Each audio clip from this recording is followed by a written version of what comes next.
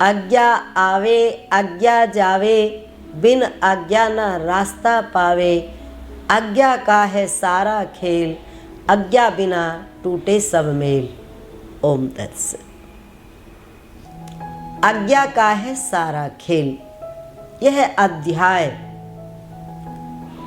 पूरा का पूरा हमें आज्ञा से जोड़ता है।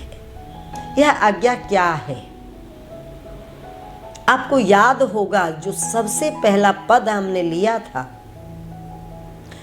वह यही आज्ञा से जुड़ा हुआ था। आज्ञा ऐसा शब्द है जिसके अंदर सब, इससे कुछ न्यारा है जिसे बतावें रब। हमने उस आज्ञा शब्द के अर्थों को जाना था उस समय। सबसे पहला पद, सबसे पहला दिन 14 नवंबर। 40 दिवसीय ये जो हमारा अनुष्ठान चल रहा है, गुरु महाराज के अवतरण दिवस के अवसर पर, इस अनुष्ठान में हमारे जो 50 की पदों की चर्चा हो रही है, उसमें अब हम आखिरी पड़ाव पर आ गए हैं। अब हम बहुत करीब आ गए हैं इसके समापन के, और समापन होते होते हमें लौटना है वापिस पहले पड़ाव की तरफ। जब हमारा शुरुआत हुई थी, हमारा पड़ाव जहाँ से शुरू हुआ था वह इस पद से शुरू हुआ था जिसमें आज्ञा की बात की गई थी। आज्ञा ऐसा शब्द है जिसके अंदर सब, इससे कुछ न्यारा है जिसे बतावें रब। अब यहाँ हम फिर इसी से जुड़ी हुई चर्चा करेंगे, क्योंकि ये पूरा का पूरा अध्याय आज्ञा से जुड़ा हुआ है। इसमें जो आज्ञा तोड़ते हैं उनकी क्या स्थिति होती है, जो आज्ञा मानते हैं वो कैसे हो जाते हैं, और इसमें बहुत सारी चीज़ों को स्पष्ट किया गया है, पर बार बार आज्ञा पर जोर दिया गया है। आज्ञा आवे आज्ञा जावे, बिन आज्ञा ना रास्ता पावे। आज्ञा का है सारा खेल, आज्ञा बिना टूटे सब मेल। तो पहले दिन के उस पद को हमने याद करना है, जहाँ से हमने इसकी शुरुआत की थी 40 दिवसीय 50 की। उसमें हमने आज्ञा के अर्थ दिए थे, दोनों बातें उसमें स्पष्ट की थी। 2 प्रकार की आज्ञा है, उसको दोहरा लेते हैं अच्छे से। 2 प्रकार की आज्ञा है, एक आध्यात्मिक जगत की आज्ञा है, एक भौतिक जगत की आज्ञा है। तो भौतिक जगत की आज्ञा को तैयार करता है मनुष्य, आध्यात्मिक जगत की आज्ञा को तैयार करता है संत, और तीसरी आज्ञा जो है वो है परमात्मा की आज्ञा। परमात्मा की आज्ञा है प्रकृति के अनुरूप चलना, प्रकृति से जुड़कर चलना। जीव ब्रह्म प्रकृति, इन तीनों का 2 में बंटवारा।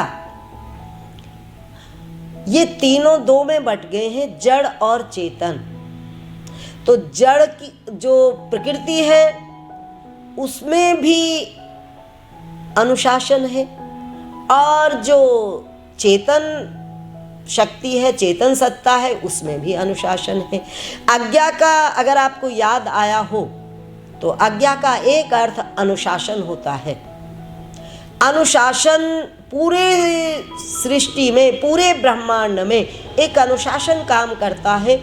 एक ऑटोमेटिक अनुशासन है, एक जो है इंडिविजुअल अनुशासन है जिसको व्यक्ति निर्मित करता है।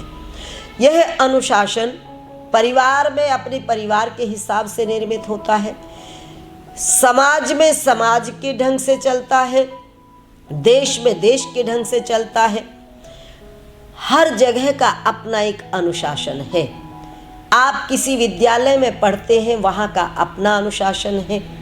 आप किसी ऑफिस में काम करते हैं, वहाँ का अपना अनुशासन है। आप किसी आश्रम में जुड़े हुए हैं, वहाँ का कुछ और अनुशासन है। हर जगह एक अनुशासन है, वो स्वनिर्मित अनुशासन है, लेकिन जो एक परमात्मा का अनुशासन है वह सब जगह एक जैसा है। यानी दो प्रकार के अनुशासन हुए। एक अनुशासन मनुष्य से निर्मित है जो देश काल पात्र के अनुसार चलता है। किसी देश में कैसा अनुशासन है, पात्र के अनुसार वो अनुशासन और तरह का होता है, काल समय के अनुसार वो अनुशासन दूसरी तरह का होता है।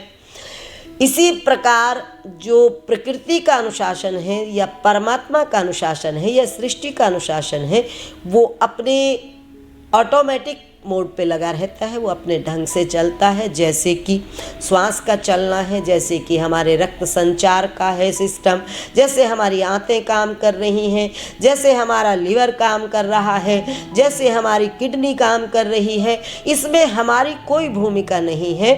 ये ऑटोमेटिक सिस्टम चलता है, ऐच्छिक और अनैच्छिक। अगर हम इसमें बहुत ज़्यादा गहरे में जाते हैं तो वास्तव में यह अनुशासन शब्द ही हमें घेर लेता है चारों तरफ से। ये ऐसे ही नहीं गुरुदेव ने आज्ञा शब्द पर इतना जोर दिया। तो ये अनुशासन है, माता पिता का अनुशासन, आचार्य का अनुशासन, बॉस का अनुशासन, हमारा खुद का अनुशासन, परिवार का अनुशासन, बहुत सारे अनुशासन हैं जो इसमें काम करते हैं। अब इस आज्ञा का एक अर्थ और भी आपको याद होगा जो हमने किया था। इस आज्ञा का एक अर्थ है आदेश। अनुशासन जहां बताने वाला नहीं है कोई भी, लेकिन फिर भी हम उस सिस्टम में चलते हैं। अगर उस सिस्टम में नहीं चलते तो उसकी सजा हमको भुगतनी पड़ती है। जैसा कि हम सड़क पे चलते हैं, गाड़ी चला के जा रहे हैं, ट्रैफिक के नियमों का अगर हमने पालन नहीं किया, रेड लाइट पे अगर हम नहीं रुके तो क्या होगा? रेड लाइट पे अगर हम नहीं रुके तो हमें सजा मिलेगी, इसकी दंड मिलेगा इसका। तो अनुशासन, वो जो अनुशासन जिसको हमने करते जाना है, वहाँ बताने वाला कोई नहीं है, सिर्फ उसको हमें समझाया गया है और संकेत दिए गए हैं, फिर भी हमें उसे मानना है। नहीं मानते तो सजा के हकदार हो जाते हैं। एक अनुशासन, एक होता है आज्ञा का अर्थ आदेश। जब आप पढ़ रहे हैं तो आपको गुरु उस समय आदेश देता है, आचार्य आदेश देता है, ऐसा करो, वैसा करो, ऐसे बैठो, ऐसे खड़े हो जाओ, ये लिखो, ये सीधा आदेश चलता है, इसे आदेश कहते हैं। एक माँ ने आदेश दिया कि बेटे ऐसे कर, ऐसा कर, वैसा कर, पिता ने आदेश दिया वैसा कर, बॉस ने आदेश, जो डायरेक्ट आदेश चलता है वो आज्ञा कही जाती है कि उसकी आज्ञा माननी है या नहीं माननी। आप आज्ञा मानते रहते हैं तो उसके प्रिय होते हैं। जिसकी भी आप आज्ञा मानते हैं उसके प्रिय हो जाते हैं। अगर आप आज्ञा के विरुद्ध चलते हैं तो वहाँ से आपका मेल टूट जाता है। आज्ञा का है सारा खेल, आज्ञा बिना टूटे सब मेल। अनुशासन तोड़कर भी मेल टूटता है, प्रकृति के अनुशासन के विरुद्ध जाकर भी मेल टूटता है, और मनुष्य के, माता पिता के या फिर किसी भी इंस्टीट्यूट के अनुशासन को तोड़कर भी मेल टूटता है। और फिर आते हैं हम इससे भी और आगे बड़े अर्थ पर, विस्तृत अर्थ पर, आज्ञा। हमने उस समय चर्चा की थी कि हमारे स्वर और व्यंजन अ से शुरू होते हैं और जय पे खत्म होते हैं। आज्ञा का जो आखिरी शब्द है गे पर खत्म होते हैं। तो ये पूरा जो हमारा व्याकरण का समूह है, व्याकरण का जो हमारा संविधान है, वो इन अक्षरों से तैयार होता है। पूरा व्याकरण ही इस अक्षरों से तैयार होता है, पूरी लिपि ही इन अक्षरों से तैयार होती है। और जब बात हम अपनी करते हैं तो हमारा संस्कृत का शास्त्र, संस्कृत का जगत और हिंदी का जगत पूरे का पूरा इन व्यंजनों से तैयार हुआ है और इन स्वरों से तैयार है। और हमारे समूचे ज्ञान का भंडार इन अक्षरों में, इन शब्दों में समाया है। ये शब्द, ये अक्षर ग्रंथों में है, पुस्तकों में है, और ये उसमें संग्रहित रहते हैं, उनमें इसमें उसका संग्रह है, और वह संग्रह पीढ़ी दर पीढ़ी आगे बढ़ता जाता है। और हम रहे न रहे, लेकिन ये ज्ञान कभी मरता नहीं है। इसमें जो मनुष्य से संबंधित ज्ञान है, चाहे वो चिकित्सा विज्ञान हो, चाहे वो आध्यात्मिकता हो, चाहे वो पशुओं का विज्ञान हो, जंतु विज्ञान हो, हर ज्ञान इसमें छिपा है। यह शास्त्र समेटे हैं, यह पुस्तक समेटे हैं, यह शब्द समेटे हैं उस ज्ञान को। यह संग्रह इन अक्षरों से जुड़ता है, और यह आज्ञा आवे, यही ज्ञान आता और जाता रहता है। यह ज्ञान मुझसे आप में आता है, मुझ में आपसे आता है। ये आता है और जाता है, मुझसे जाता भी है और मुझसे मुझ में आता भी है। तो यह आज्ञा से ही आता है। यह आज्ञा, यहाँ पर इस आज्ञा का यह मतलब बनता है। और यहाँ अब हम और आगे निकलते हैं। जो दूसरा अर्थ है, एक अलग अर्थ में आता है, वह आध्यात्मिक अर्थ है। आध्यात्मिक जगत में आज्ञा चक्र की साधना ही सबसे बड़ी साधना है। चर्चा हो चुकी है कई बार इस बारे में कि हमारे शरीर में 6 चक्र हैं। मूलाधार चक्र, स्वाधिष्ठान चक्र, मणिपूरक चक्र, अनाहत चक्र और विशुद्ध चक्र और आज्ञा चक्र। सहस्त्रार है, लेकिन उसकी चर्चा यहाँ पर नहीं की गई है। आज्ञा चक्र की चर्चा की गई है।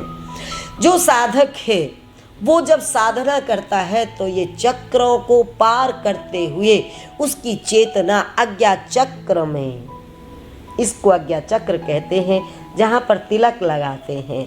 ये जो आज्ञा चक्र है जहाँ पर तिलक लगता है, इसको तीसरा नेत्र भी कहा जाता है। भगवान शिव को आपने देखा होगा। ये आज्ञा चक्र खुलता है तो तीनों लोकों का ज्ञान हमारे पास आ जाता है। तीनों लोक या तीनों काल का ज्ञान, मैं कहूँ भूत का ज्ञान, वर्तमान का ज्ञान, भविष्य का ज्ञान। तो इस ज्ञान को अर्जित करने के लिए आज्ञा चक्र की साधना करता है साधक। इस प्रकार से यह पद जो बोल रहा है वो हमें बहुत कुछ सिखा रहा है, बहुत कुछ समझा रहा है।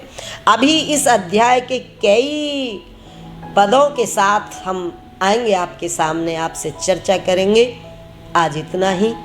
ओम तत्सत।